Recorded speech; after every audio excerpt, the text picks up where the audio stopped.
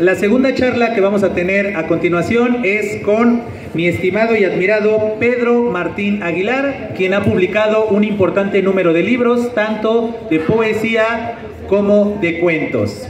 Básicamente, de manera general, como una introducción, Pedro Martín Aguilar, en esencia, su estilo es muy relacionado con ciertas tradiciones que aquellos que nos dedicamos a la literatura y demás a veces podemos cachar a la primera, pero no siempre, y justamente esta charla tiene la intención de poder revelar, ¿no?, esas fuentes, esos intereses, esas temáticas que siempre hacen que la literatura sea algo enriquecedor, que justamente el propósito de este evento, es decir, de la primera feria del libro del Colegio de Bachilleres Plantel Nuevo Aragón, es eso: generar dinámicas, brindar posibilidades y mostrar cómo las letras pueden brindarnos una cultura, sí, una cultura general y demás, pero también mostrarnos unas posibilidades que justamente en las letras de nuestro invitado podemos encontrar. Pues en nombre de las autoridades del Colegio de Bachilleres Plantel Nuevo Aragón, Pedro, pues te doy la más cordial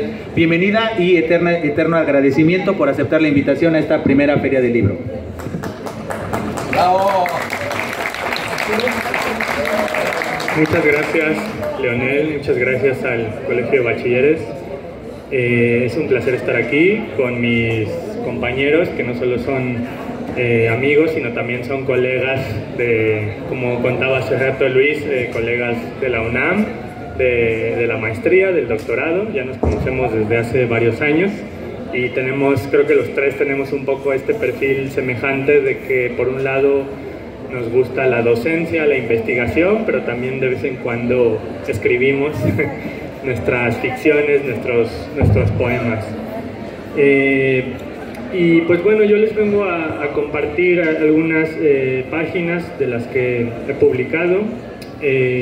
Yo fundamentalmente escribo poesía y bueno, en ese sentido creo que sería interesante que más adelante si alguien quisiera participar, y bueno, los invito sobre todo a acercarse con nosotros, a sentarse aquí frente a la mesa. Creo que la poesía a veces es un género que nos parece de entrada como difícil o oscuro, complicado, y bueno, voy a intentar enseñar que no necesariamente es así, que también tiene como toda una cara muy, muy interesante.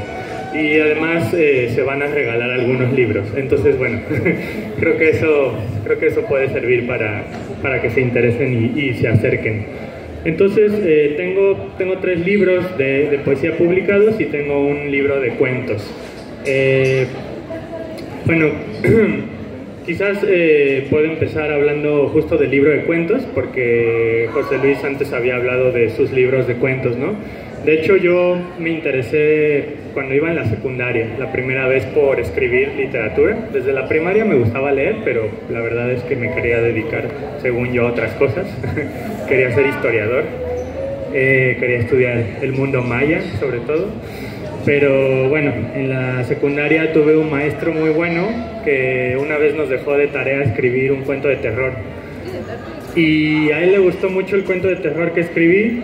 Hoy en día lo he releído y siento que quizás no era tan bueno, pero quizá para la secundaria sí fue un logro. Y nada, es un poco la anécdota, la enseñanza, ahora que estoy aquí con Leonel, que es maestro de lengua y literatura en este plantel, pues de que muchas veces la puerta a la literatura sí nos la dan, por supuesto, los libros, buenos libros que leemos, pero fundamentalmente los buenos maestros que tenemos, que al final creo que son los que nos pueden apasionar y nos pueden dar ese gusto por la lectura, que creo que viene primero, y luego ya en un segundo momento puede venir ese gusto por la escritura, ¿no? De hecho, la edad de estar en el bachillerato creo que es una época genial para poder leer y para poder hasta cierto punto tener tiempo, ¿no? Porque luego pues ya vienen otros compromisos y otros momentos de la vida. Uno puede seguir leyendo, pero ya no necesariamente leyendo pues lo que le gusta, ¿no? Entonces creo que este es un momento crucial para hacerse de lecturas, ir a bibliotecas, compartir con amigos, bajar PDFs de redes sociales, de páginas, etcétera, y leer todo tipo de cosas, no solo literatura, no solo ficción, también periodismo, también ensayo, también crónica, libros de historia, de ciencia, ¿por qué no? Porque al final el acto de escribir y de leer es lo importante, yo creo, es lo que nos nutre y nos constituye. Entonces, vuelvo a la cuestión de los cuentos. Yo entré a la literatura a través de los cuentos de terror en particular. Era un fanático de leer sobre todo Edgar Allan Poe, Lovecraft. La verdad, Lovecraft era mi autor favorito, que ahora muchos años después vuelvo a él con otros ojos y la verdad me sigue gustando. Quizás me gusta de otra manera, pero bueno, la verdad es que lo recomiendo ampliamente y seguro muchos de ustedes lo han leído. Entonces este profesor nos dejó de tarea, ¿no? Escribí este cuento de terror, escribí el mío, se lo llevé, le gustó mucho y un poquito obligación me hizo meterlo en el concurso de cuento de la escuela, porque en la escuela donde yo iba había un concurso de cuentos, lo cual creo que es muy bueno, ¿no? Ese tipo de iniciativas fomentan mucho que los alumnos no solo lean, sino que también escriban y sientan que lo que escriben es valioso. Y bueno, pues se dio la suerte de que gané ese concurso. Yo nunca había ganado nada en mi vida, yo era muy malo para los deportes, o sea, me gustaba y me gusta muchísimo el fútbol, igual que al maestro Leonel, pero siempre fui muy malo con la pelota, ¿no? Entonces, la verdad, ganar de repente un concurso de cuentos a los, no sé, 15 años fue muy bonito y me ayudó un poco a saber qué era lo que quería en la vida, ¿no? Y la verdad sí, luego ya en la prepa, cuando me tocó escoger hacia dónde irme en el tema universitario, pues me fui a las letras un poco por ese inicio.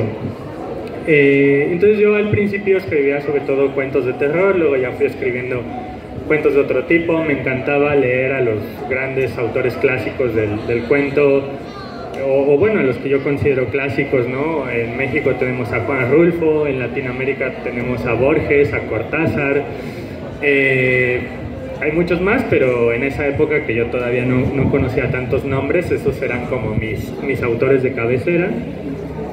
Y entré a la universidad, conocí más autores, seguí escribiendo cuentos y en esos años universitarios escribí este libro que se llama, le puse un nombre muy apocalíptico, que hoy en día pues está muy de moda el apocalipsis por muchas cuestiones, la cuestión del cambio climático, las guerras que están siempre por ahí, se llama Cuentos para el Fin del Mundo.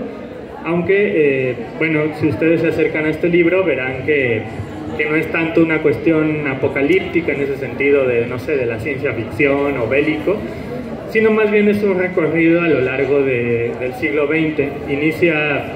El primer cuento inicia en la Segunda Guerra Mundial y ya el último cuento termina, ese sí es de ciencia ficción, termina en una nave espacial después de que supuestamente nuestro planeta se haya destruido en una guerra nuclear, ¿no? Eso sí es muy apocalíptico, pero solo es el último cuento.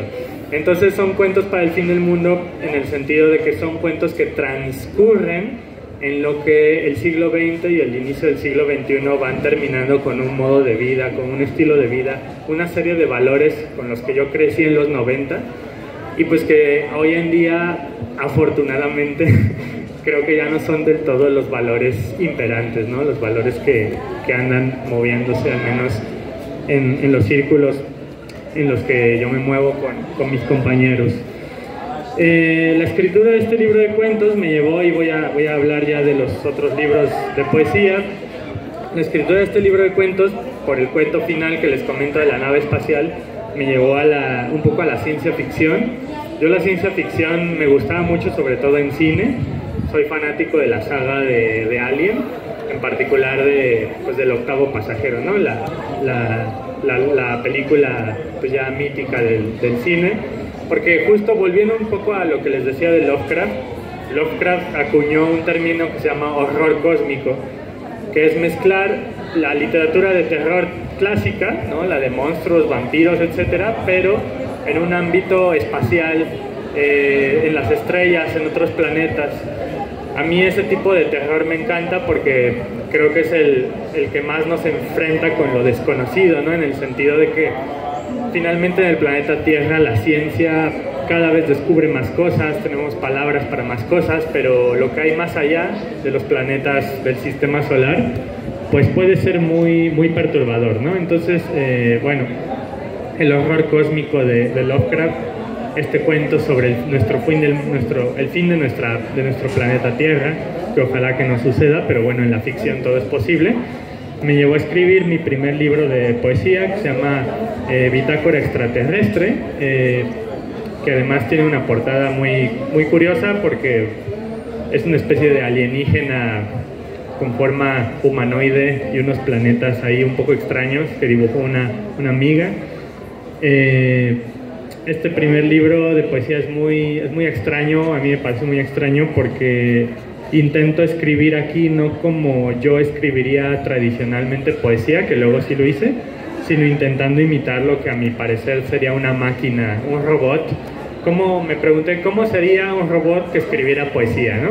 O sea, un robot que escribiera, pues bueno, nos lo podemos quizá imaginar más tradicionalmente porque pues al final, hoy en día con las inteligencias artificiales, pues podemos hacer que la inteligencia artificial, el algoritmo, nos escriba incluso hasta un poema, ¿no?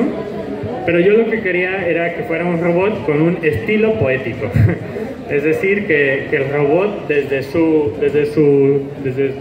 ser máquina, desde su constitución de máquina, escribiera, ¿no? Entonces, pues bueno, fue un poco un experimento.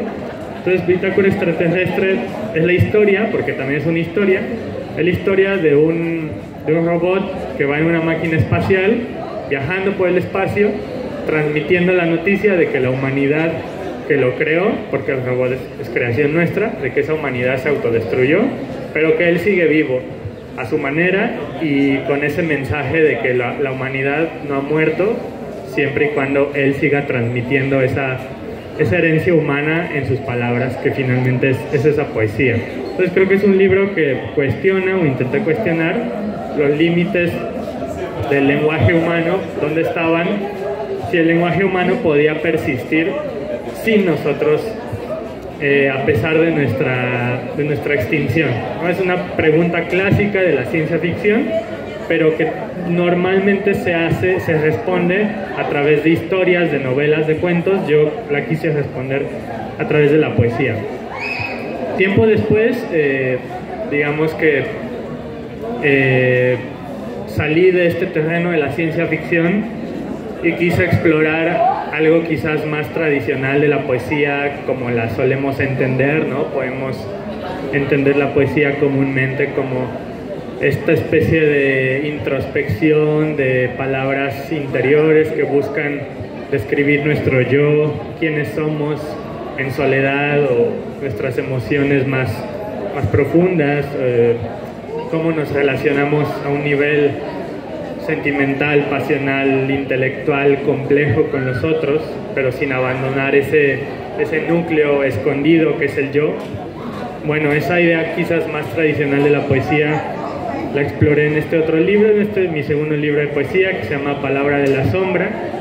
Aquí pues hay poemas quizás más de amor, más relacionados con los temas típicos que el ser humano se ha preguntado siempre: ¿por qué estamos aquí? ¿Hacia dónde vamos? ¿De dónde venimos?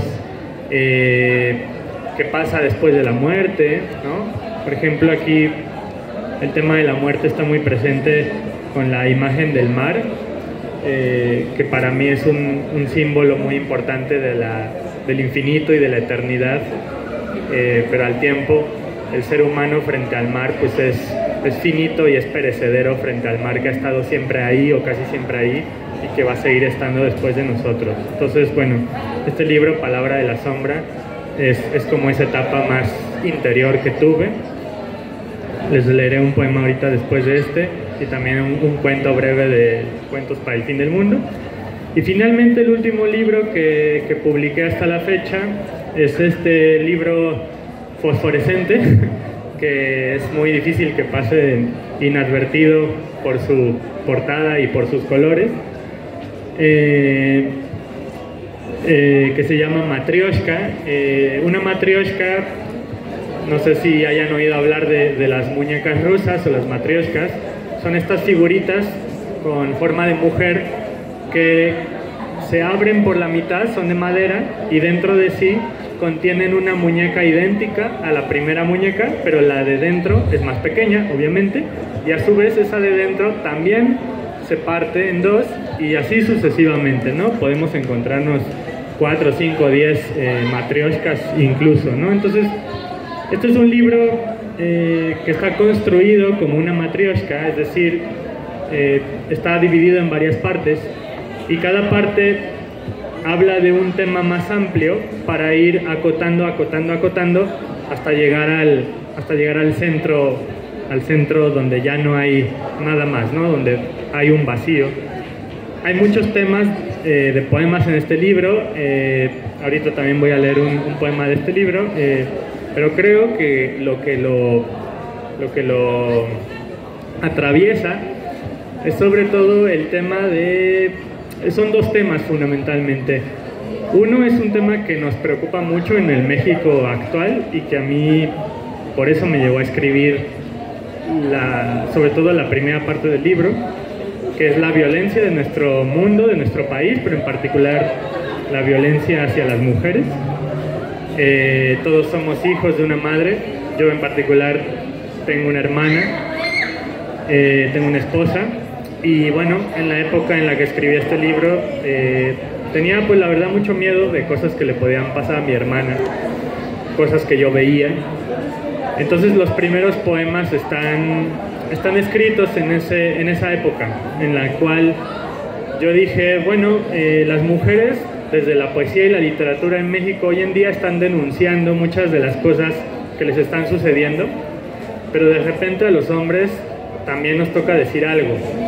No en lugar de ellas, porque no debemos quitarles esa voz. A ellas les ha costado muchos siglos luchar por esa voz autónoma que ellas tienen ahora, afortunadamente. Pero sí creo que los hombres debemos señalar nuestras prácticas de violencia cotidiana.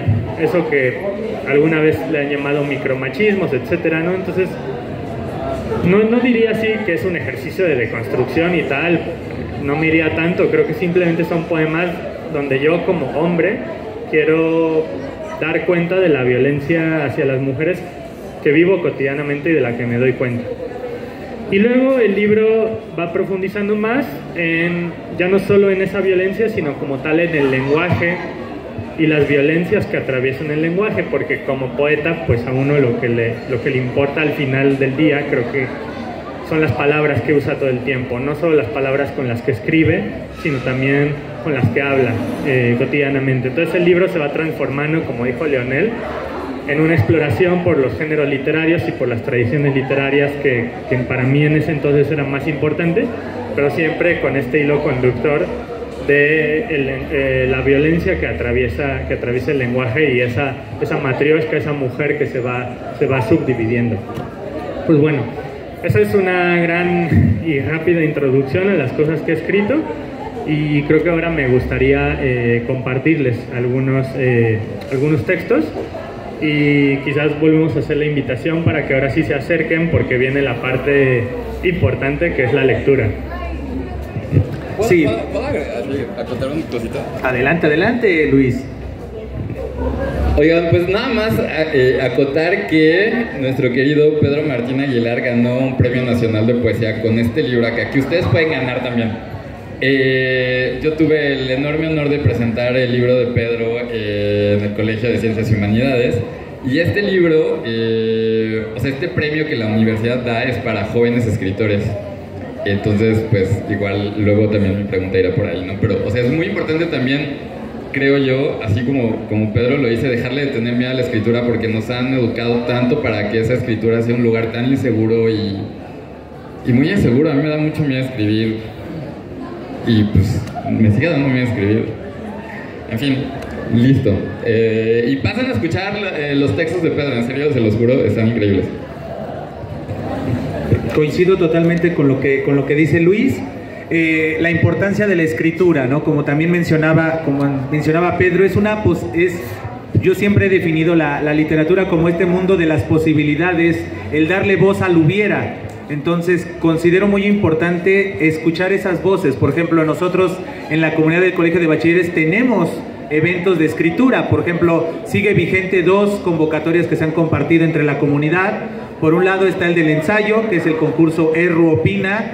Entonces, para poder reflexionar sobre diversos temas, sobre nuestra realidad, sobre nuestra historia. Y también por el otro lado está la convocatoria de Cuento Joven, ya convocado por el país, es decir, la nación, la república, pero nuestra comunidad precisamente está conformada por ustedes, jóvenes, por ustedes, adolescentes. Entonces, precisamente escuchar esas voces, ver que sí se puede, ¿no?, por medio de la escritura, hacer una catarsis, hacer una reflexión, hacer un análisis de nuestra propia persona, creo que es importante. Entonces, chicos, chicas, les extiendo la invitación a que se acerquen a escuchar justamente las posibilidades, el hubiera que creó Pedro, tanto en su cuentística como en su lírica. Y lo más importante, presten atención, porque va a haber regalos de la obra de nuestro invitado. Y sin más preámbulo, le cedo el micrófono a Pedro para que nos lea uno de sus cuentos.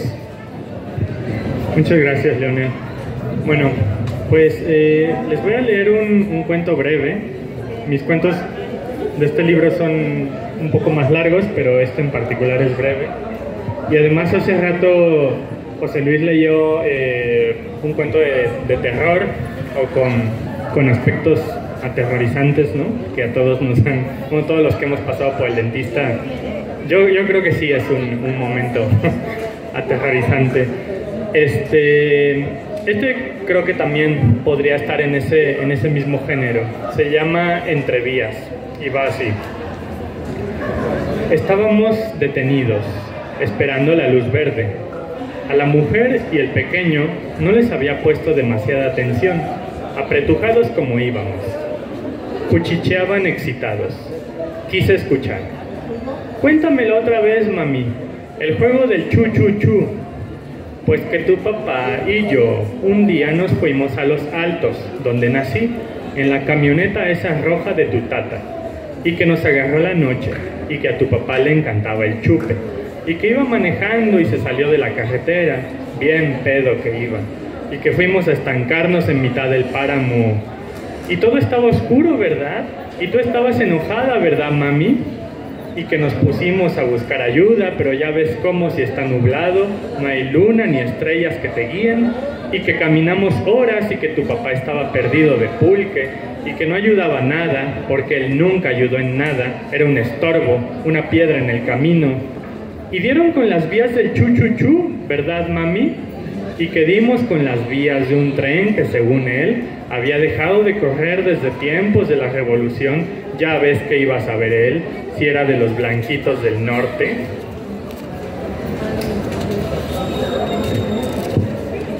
Y que voy y le digo, ahí te quedas por borracho, siéntate en las vías mientras voy a pedir ayuda al pueblo de al lado, aquí conozco bien. Y que se quedó ahí turulato y que yo me di la vuelta y que me perdí en la noche. ¿Y verdad que sonó, mami? ¿Verdad que sonó el chu-chu-chu? ¿Verdad que tú sabías que iba a sonar? Y que yo había andado unos minutos cuando atrás de mí la noche se iluminó, y que salieron las estrellas de acá abajo, y que oí el chu-chu-chu que siempre desde que era niña pasa medianoche, y que sonó también lo otro, el grito, y muchas cositas que crujen y se rompen. Se puso la luz verde. Avanzamos unos metros sobre las vías del tren ligero. Estábamos pasando bajo la pluma de seguridad cuando la combi se descompuso. Alguien le espetó al chofer que era un pésimo lugar para bajarse a revisar el motor. Después escuché las alarmas. El semáforo volvía a estar en rojo. Alcancé a ver el tren que venía a toda velocidad hacia nosotros, varado sobre sus vías. Mamá, ¿verdad que papá no se molestó contigo? ¿Verdad que solo le enseñabas a jugar al chu-chu-chu? Muchas gracias.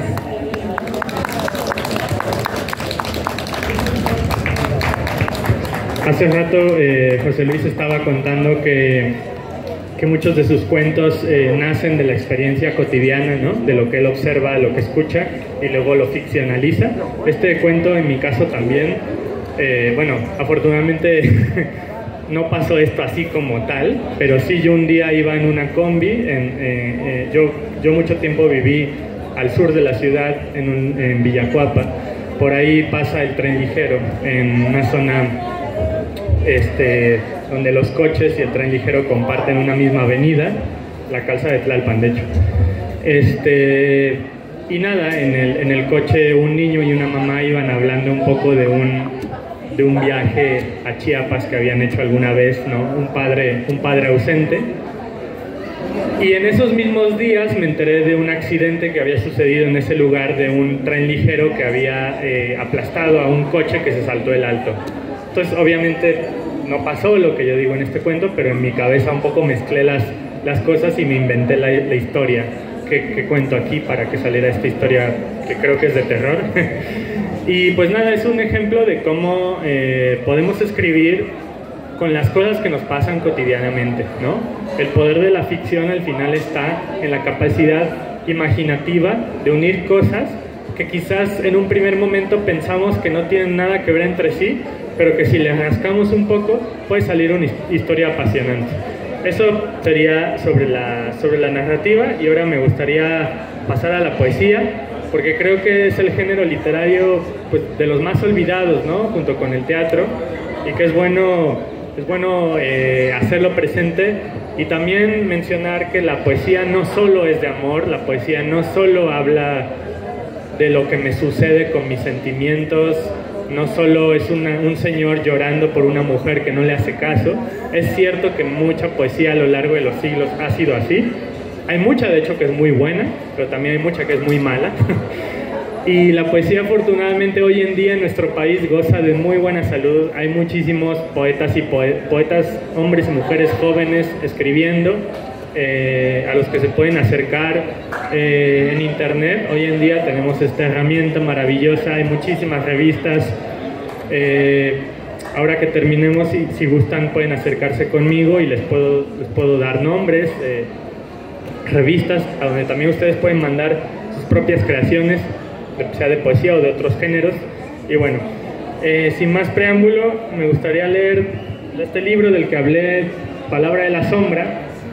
Un poema que no, justo es casi el único de este libro que no habla de mí, porque de lo que quiero hablar ahora es de esta posibilidad de la poesía, de hablar de nuestra realidad social.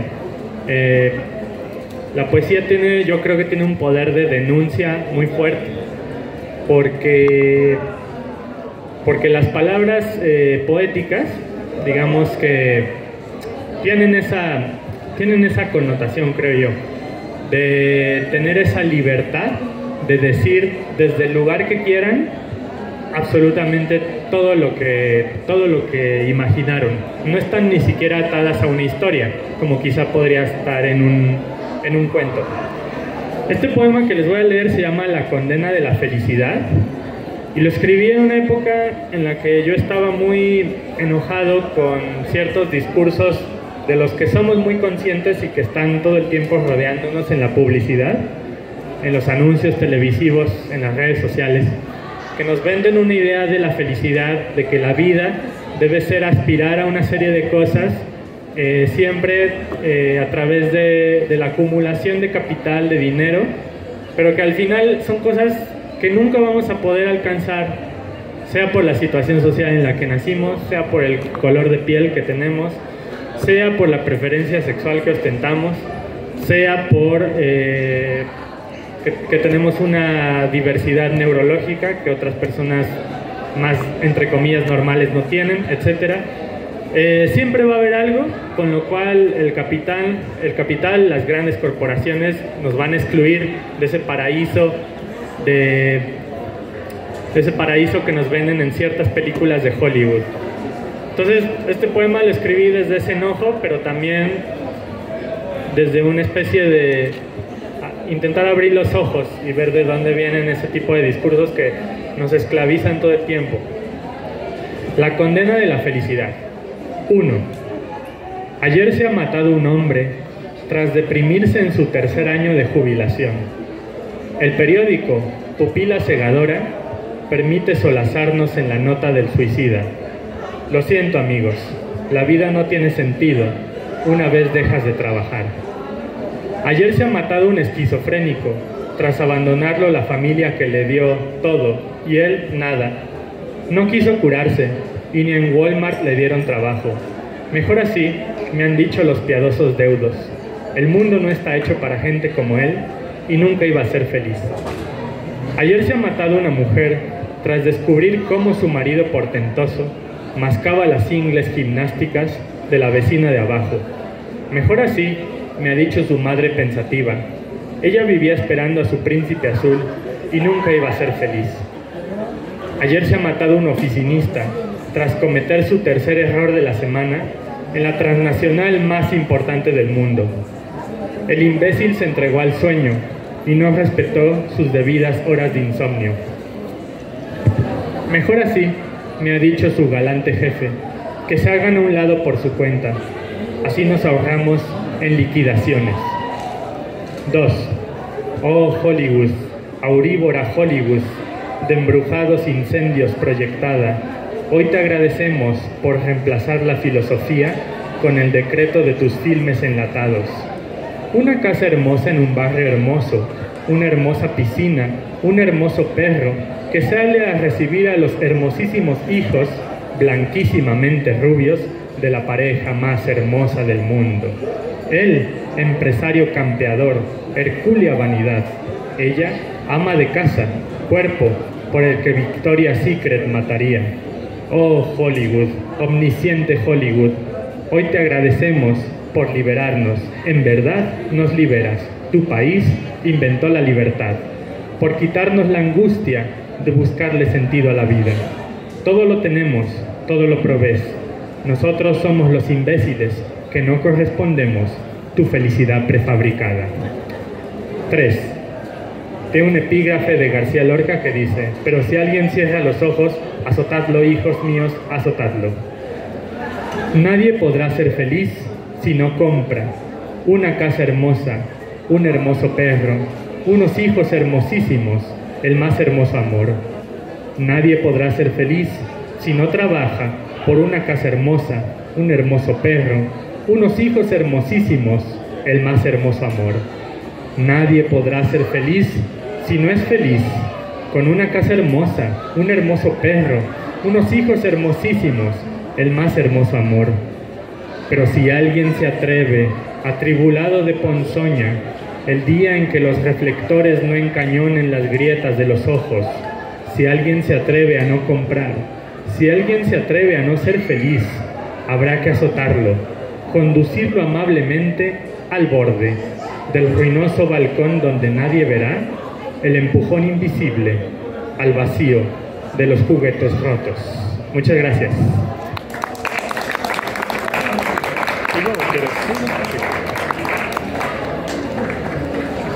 Bueno, muchísimas gracias. Pues para terminar esta lectura, voy a leer ahora un último poema del último libro que he publicado, del que ya hablamos, el libro fosforescente, Matrioshka. También los poemas de Matrioshka son largos, entonces voy a leer solo del primer poema, que se llama Altares. Voy a leer el primer canto. Además, es un poema, el de Altares, que a mí me parece un poema muy duro. Es un poema que me cuesta trabajo leer por lo crudo de su violencia y de sus imágenes.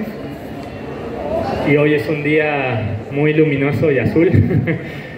Entonces tampoco quiero que se vuelva muy oscuro, pero creo que tiene cosas que es importante señalar en nuestro México.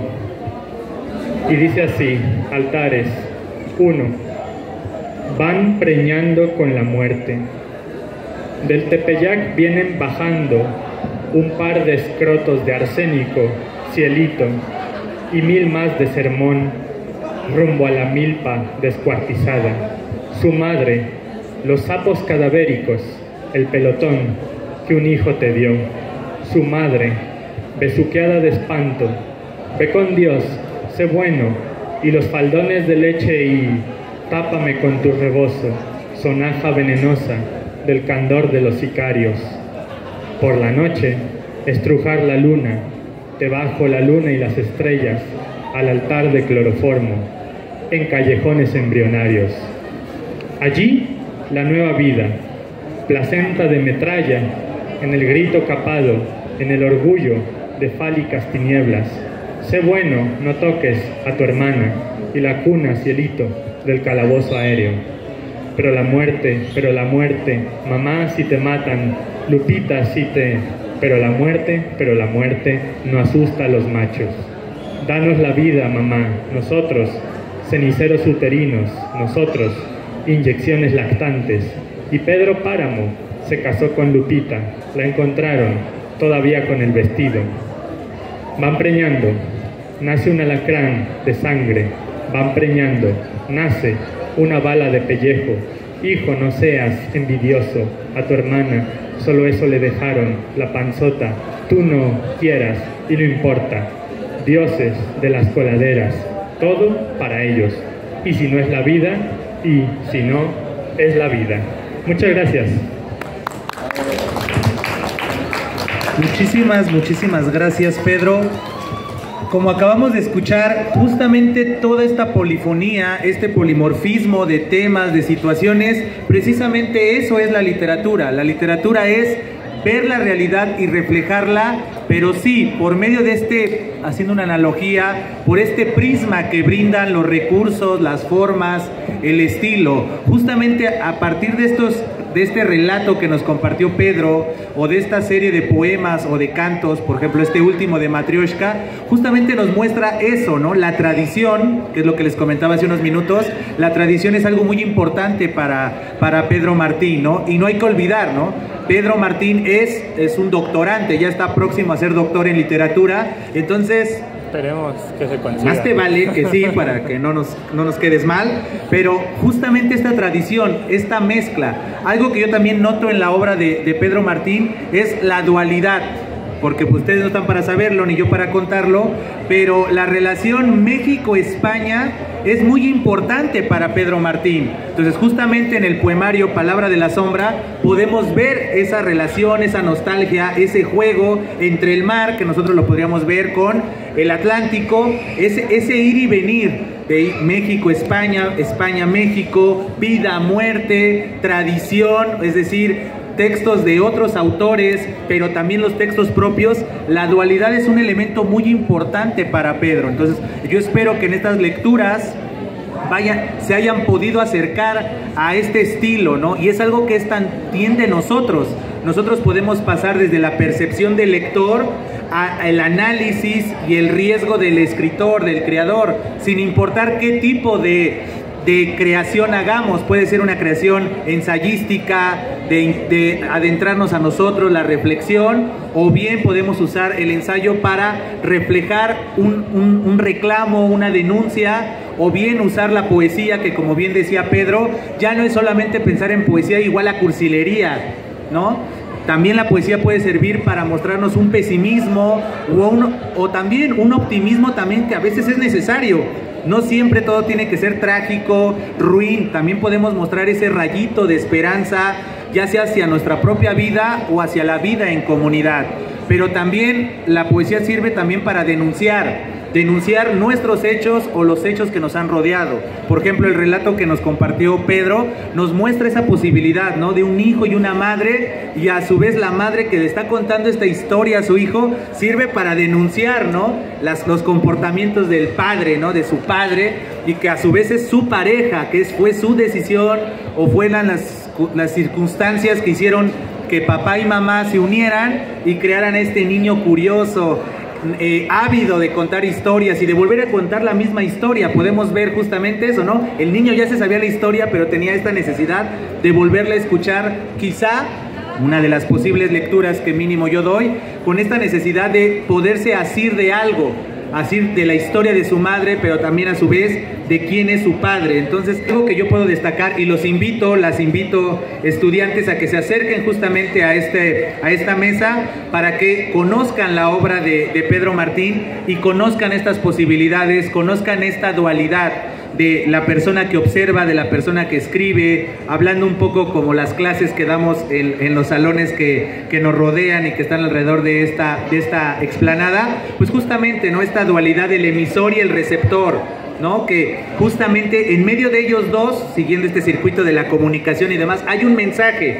¿Qué es lo que nos une precisamente aquí en esta mesa y ustedes que nos están escuchando? Es un mensaje, pero también ustedes, por eso se llama circuito de la comunicación, ustedes ahorita son receptores del mensaje que les estamos dando, pero a su vez ustedes pueden ser emisores y que nosotros, los que estamos de este lado, seamos los receptores. Entonces, infinitas gracias, Pedro, no solo por tu asistencia a esta primera feria del libro del Colegio de Bachilleres Plantel Aragón, sino por tu obra, ¿no? Precisamente, ¿no?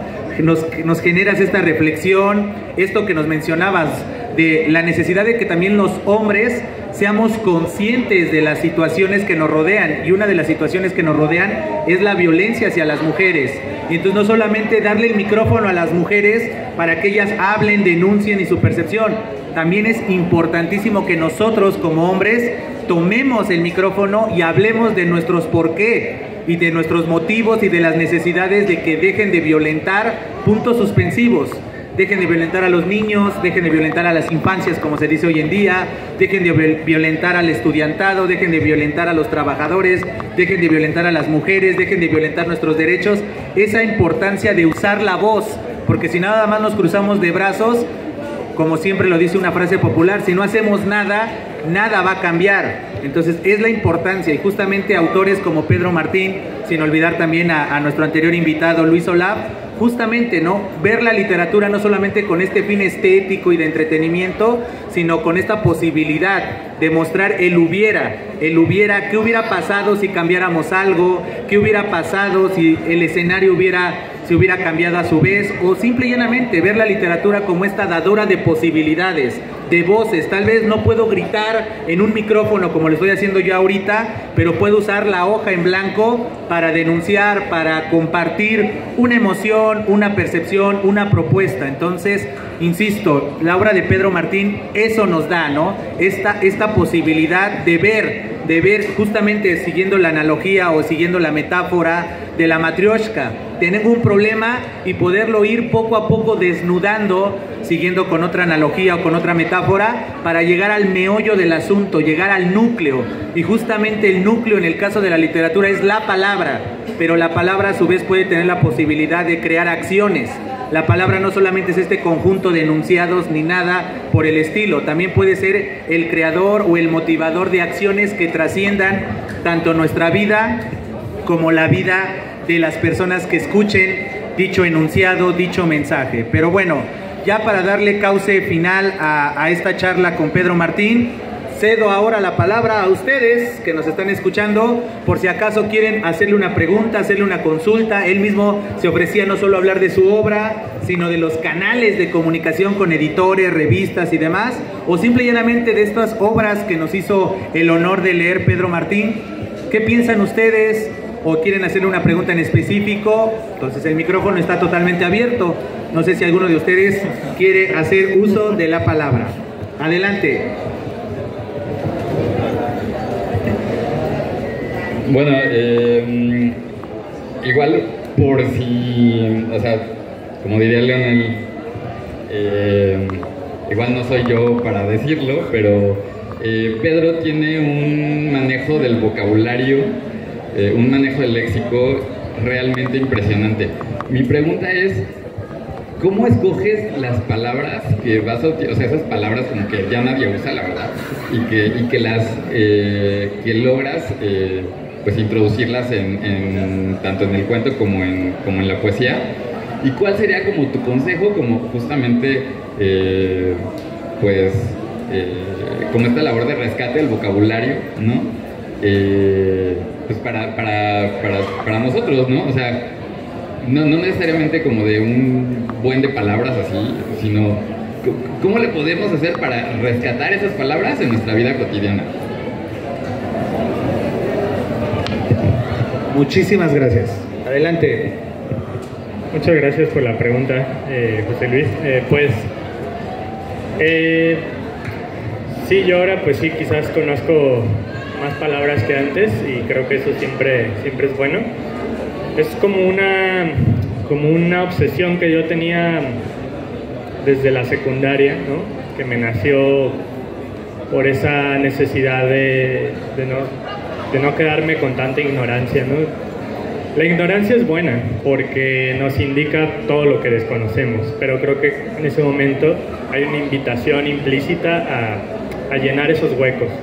Entonces yo, como les conté al inicio, cuando empezaba a escribir mis cuentos de terror y que leía a unos poquitos autores, esos poquitos autores me fueron llevando a otros muchos, que al final es uno de los más grandes regalos que nos puede dar un libro, las redes que va tejiendo, porque pues yo, no sé, por ejemplo, ahorita les leí este cuento sobre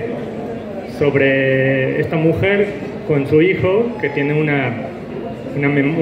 recuerdo de estar en un pueblo, en un tren que no pasa desde la Revolución. Bueno, esas imágenes, para quien lo sepa, que seguramente muchos lo han leído, son muy de Rulfo, de nuestro gran escritor de ese tipo de lugares, ¿no? El Llano en Llamas, Pedro Páramo. De hecho, Pedro Páramo, el personaje de Pedro Páramo, vuelve a salir en el poema que les leí de Altares. Entonces es solo un ejemplo de cómo ahí, por ejemplo, está Rulfo. Entonces yo iría corriendo a leer a Rulfo, ¿no? Al leer estos personajes, estos lugares que salen, y tejer esas redes que siempre me van a llevar a más y más y más y más y más libros. Volviendo a la pregunta de José Luis, que es con las palabras, pues yo me topaba muy seguido con palabras que no conocía, que creo que a esta edad del bachillerato, secundaria, bachillerato, es esa época en la que nos damos cuenta que de repente cuando leemos libros que nos dejan en la escuela, pues igual y un gran porcentaje de palabras que están ahí no las conocemos. Pero a eso no hay que tenerle miedo, porque hay una herramienta al alcance de todos que se llama diccionario, y que hoy en día es incluso más fácil de consultar, porque en mi época el diccionario, pues había que ir físicamente a un diccionario, buscar por orden alfabético la palabra. Luego los diccionarios tenían la letra muy chiquita, estaban impresos en papel casi periódico a veces, ¿no? O sea, no era algo placentero consultar el diccionario, pero hoy en día muchos diccionarios importantes del español o del inglés o de otras lenguas tienen aplicaciones de celular. Entonces tú puedes bajar la app del diccionario de la Real Academia Española de la Lengua, que quizás es el que tiene más palabras del español que se hayan recogido alguna vez, ¿no? Porque es el diccionario más antiguo que tenemos. Y ahí ustedes en el buscador de la aplicación pueden poner la palabra que no entienden qué es, no sé, por poner un ejemplo, imberbe. Ponen imberbe y ahí les sale no solo uno, sino los distintos significados que tienen. Yo conozco un significado de la palabra imberbe, que es persona que no tiene barba, pero quizás hay otros, y ahí se los va a desplegar, ¿no? Entonces, es una aplicación que casi no les emplea espacio en el celular, no, ocupa mucho menos espacio que la aplicación de Facebook, que WhatsApp, que Twitter, etcétera. Y es una herramienta muy buena e inmediata, que en cuanto ustedes lean una palabra de un libro que les dejaron en la escuela y no entiendan, ahí se los va a decir. Entonces, bueno, volviendo a la pregunta, en ese entonces que no teníamos estas aplicaciones celulares, que ni siquiera había celulares inteligentes, pues yo las iba anotando todas, iba haciendo una lista, y pegué en mi cuarto de ese entonces, junto a los pósters de fútbol que tenía, pegué las listas de palabras, pero eran puras palabras desconocidas. Entonces iba buscando en el diccionario el significado de todas ellas y me puse a la tarea en unas vacaciones de intentar aprendérmelas todas. Es decir, aprenderme el significado de todas ellas, para que la próxima vez que me aparecieran en una novela que estuviera leyendo, pues ahora sí supiera lo que significaban y rellenar esos huecos. Entonces creo que me quedé un poco obsesionado con ese jueguito que tuve durante unas vacaciones, y desde entonces pues sí me gusta utilizar todas las palabras que se me vienen a la mente a mi disposición. Ojo, ahí hay que decir una cosa, es que las palabras no siempre son palabras que pertenecen a los señores cultos, universitarios, eruditos, los escritores consagrados, etcétera. Hay muchísimas palabras que también están en el diccionario, pero que son del mundo cotidiano en el que vivimos, y que también pueden ser palabras curiosas, extrañas. Por ahí, por ejemplo, usé la palabra turulato, ¿no? Turulato pues no es una palabra que nos vaya a aparecer, no sé, en la Divina Comedia, pero, o en la Biblia, pero está, o estaba, al menos en la época de nuestros padres y nuestros abuelos, estaba en el México cotidiano urbano, turulato, si ustedes lo buscan, no en el diccionario de la Real Academia Española, sino en el diccionario del Español de México, que también tiene su aplicación celular. Si lo buscan, les va a salir definición, bueno, turulato, mareado, persona que está medio ebria y que está mareado, ¿no? Eso es estar turulato, que quizás sí, en efecto, es una palabra que ya no se usa tanto, pero que como la mamá de este niño es de otra generación, pues yo la usé, ¿no? Entonces, esa es mi recomendación. Siempre esos huecos, esos vacíos de ignorancia que todos tenemos, y en la medida en que uno conoce más, siempre va a haber más ignorancia, pero creo que la escuela en buena medida es la pasión de llenar esos huecos, en este caso en las palabras, y creo que por eso al final yo lo hago en mi obra. Muchas gracias por la pregunta, y ya te ganaste tu libro por adelantado, ya te lo di. Si hay alguna otra pregunta, alguien podría ganarse un libro, es una gran oportunidad. Eso es una buena iniciativa. Entonces, hagan preguntas y se van a ganar un ejemplar de la obra de nuestro invitado Pedro Martín Aguilar. Y justamente lo que decía Pedro, creo que es algo importante, y más en el contexto y en el escenario en el que estamos ahorita. Una de las grandes deberes, o uno de los grandes atributos que podemos tener quienes damos clase es precisamente eso: inspirar la curiosidad, desde cuestiones temáticas hasta cuestiones tan básicas como las palabras, porque muchas veces se nos olvida que la base fundamental de la formación académica, porque no me gusta llamarle educación, son las palabras. La herramienta que usamos los docentes es la palabra para poder inspirar a los estudiantes esta curiosidad por querer saber más, por querer descubrir su realidad, su entorno, que pronto se va a generar en una bonita cadena de acciones. Gracias a ese conocimiento, a esa inquietud, se va a generar esa cadena que va a desembocar en un acto comunicativo o un hecho tal cual. También yo podría decir, pecando tal vez de sobreinterpretar, pero ya me dejará decir si Pedro me desmentirá o me ratificará. También un poco que uno que sabe, conoce la obra también de investigación de nuestro invitado, porque como les decía, Pedro Martín no solamente se dedica a escribir cuentos y poesía, sino también se dedica a la investigación filológica. Pues uno de los autores que más le importan a Pedro Martín es Luis de Góngora.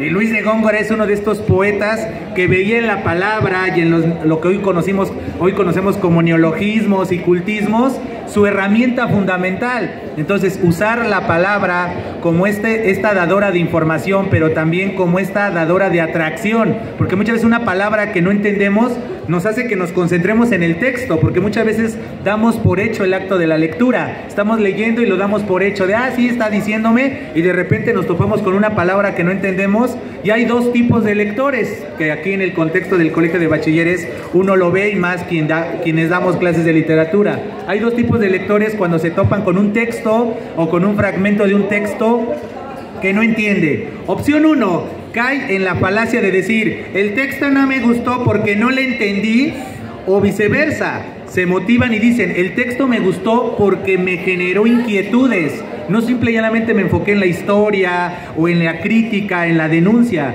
sino que fomenta el interés. Y entonces tal vez, producto de no haber entendido en la primera lectura el texto, me incentivó a volverlo a leer, o como bien decía Pedro, nos incentiva a leer otros autores. Por ejemplo, ahorita que desaparecía esta referencia a Pedro Páramo, ¿quién es Pedro Páramo? Y tal vez si no lo sé, me pongo a investigar con estas aplicaciones que también tenemos, googleo quién es Pedro Páramo y descubro que es el personaje de un libro de Juan Rulfo, y eso me incentiva a leer a Juan Rulfo, su obra. Y después nos adentramos a que Juan Rulfo se inspiró en Faulkner para escribir, y entonces nos adentramos a la literatura de William Faulkner. Y ese tipo de situaciones va generando una cadena.